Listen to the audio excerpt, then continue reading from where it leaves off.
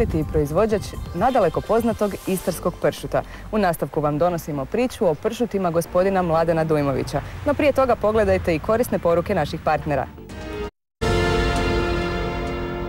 Općina Tinjan u središnjoj Istri nadaleko je poznata po svojim pršutima. 2006. godine to je i službeno potvrđeno, jer je odlukom vijeća proglašena općinom istarskog pršuta. Na tom području djeluju 4 pršutarne, se u obiteljima proizvodi još oko 2000. Mi smo nekih 320 kroz ruke da bi išao gore na sušenje i sušenje ga vrati dole u podrum na zrenje. Svaki proizvod u toku godinu dana, barem 2 puta ga moraš pogledati da vidiš malo mirise. Moramo težiti malim proizvodima, specifičnim proizvodima da...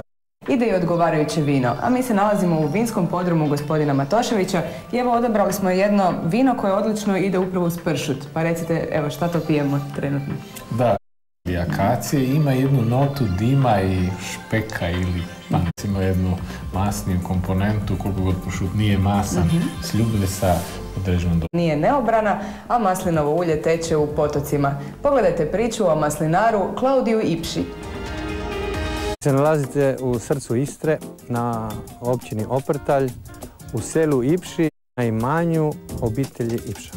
U staroj kamenoj konobi, okruženoj specifičnim istarskim krajolikom, na 5 hektara zemlje s 1000 stabala masline, obitelj Ipša uzgaja ovu dragocjenu biljku i stvara vrhunsko maslinovo nositelje koji svoj objekt žele opremiti u skladu s najnovijim trendovima te s najkvalitetnijim profesionalnim. Inox bačvi je zapravo namijenjeno za široku potrošnju, ili tako? Da, ona vina koja vrlo brzo idu, znači iz prethodne berbe mi sada izlazimo na tržište sa vinom koji je uglavnom rađeno u inoxima. Ja bih rekao da 80% vina na tržištu upravo dolazi na taj način. Znači, nama je neophodno.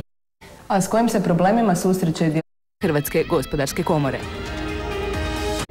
Poslovni partner koji se prilagođava potrebama obrtnika i dolazi na vaša vrata s posebnim ponudama više nije samo san. U sklopu akcije Partneri kod obrtnika, stručnjaci partnera programa Obrtnik i partner pomoći će vam u odlukama bitnim za bolje poslovanje.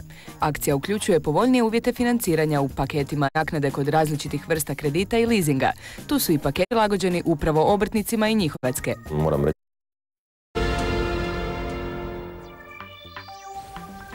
Kao što vidite, vinski podrum zamijenili smo jednim potpuno drugačijim okruženjem. Nalazimo se na mjestu gdje cijeli proces proizvodnje vina započinje. Gospodine Matošević, koje su karakteristike ovog vinograda i zašto je baš na ovoj lokaciji?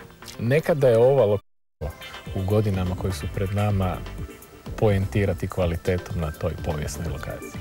Na što treba obratiti pozornost? Dani Hrvatske male brodogradnje i ove su se godine održali. Hrvatske male brodogradnje su dokazali na jedan način jednu pozitivnu i pokazali pozitivnu energiju Hrvatske male brodogradnje. Ove se godine okupilo čak dalje čvrsto drže kormilo i vjeruju kako će ubrzo doći bolja vremena. Može se prilagoditi brod da bude. Dalje radimo sve kvalitetnije i bolje brodove i nadamo se da će na tome nego i dalje. Ostaje nam